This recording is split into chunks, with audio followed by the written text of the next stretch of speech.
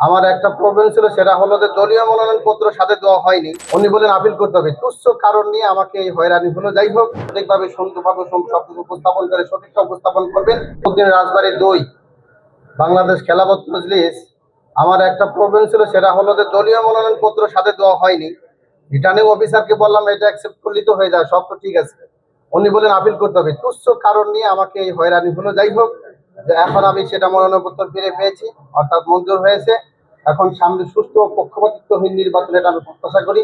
মিডিয়ার সাথে প্রত্যাশা করি যে আপনারা সঠিকভাবে সুন্দরভাবে সবকিছু উপস্থাপন করে সঠিকটা উপস্থাপন করবেন। এই প্রত্যাশা রেখেই আমার রাজবাড়ীর 2 আসনের আমি মৌলানা মোহাম্মদ কুতুবুদ্দিন, আমার প্রতীক হলো রিকশা, মাওলানা মামুনুল হক দলের পক্ষ থেকে আমি নির্বাচন করছি।